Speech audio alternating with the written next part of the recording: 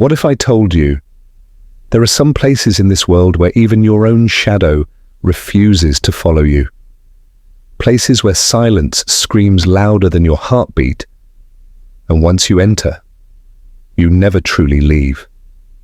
Tonight, I'll tell you the story of Aahil, a young man who thought fear was just an illusion until fear itself came looking for him.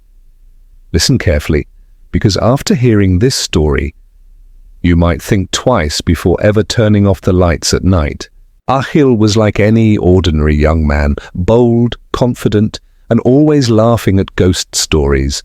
To him, fear was just a joke people used to control each other. One cold October night, his friends dared him to enter an abandoned house on the edge of their town, a house everyone called the Silent Villa. Why Silent Villa? Because no matter how loud you spoke inside, your voice never came back, not a single echo, as if the walls swallowed every word, every scream. Aahil laughed. Ghosts! Shadows! Nonsense! I'll spend an entire night there, and tomorrow I'll prove to all of you that it's nothing but bricks and dust. He didn't know that by accepting the dare, he had already written his name into the Book of the Dead. Midnight. Aahil stood at the rusted gates of the villa. The moon hid behind thick clouds, as if it too didn't want to witness what was about to happen. He pushed the gate. It creaked like a scream, echoing through the dead trees. The house stood tall, broken windows like hollow eyes watching him. The moment he stepped inside, the silence hit him. No sound, not even his own footsteps. His breathing felt trapped inside his chest. He tried speaking. "Hello?" But nothing came back, not even the faintest echo. The dare had begun. Aahil explored with a flashlight. Broken furniture, shattered mirrors, walls scribbled with strange symbols. But then something moved. At the end of the hallway, a shadow darted across the wall. Aahil froze. "Probably a rat," he whispered to himself. But the problem was, the shadow had no source. Nothing stood there, nothing to cast it. His chest tightened, yet his ego pushed him forward. He entered a room. Old portraits hung crookedly, faces scratched out. Suddenly his flashlight flickered. The portraits moved. Every scratched-out face turned toward him. Their eyeless sockets stared. And then bang! The door slammed shut behind him. Aahil pulled at the door, but it wouldn't budge. Then he heard it. A whisper. Close. Too close. "You shouldn't have come here." He spun around. "No one," he shouted. "Who's there?" But still, no echo, only silence. And then from the broken mirror in the corner, Aahil saw himself. But his reflection didn't move. Instead, it smiled. The reflection whispered, but not with lips, directly into Aahil's head. "Stay. Forever."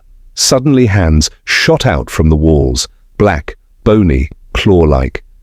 They reached for him, pulling at his clothes, scratching his skin. He screamed. His voice vanished into nothing. He broke free and ran upstairs, but the stairs stretched endlessly, each step repeating like a loop.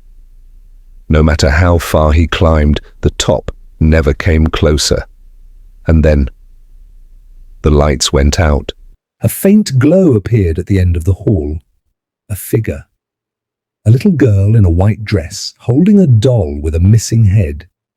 She stood still, then tilted her head unnaturally, her neck cracking. Her voice finally echoed. "You can't leave," Aahil, trembling, asked.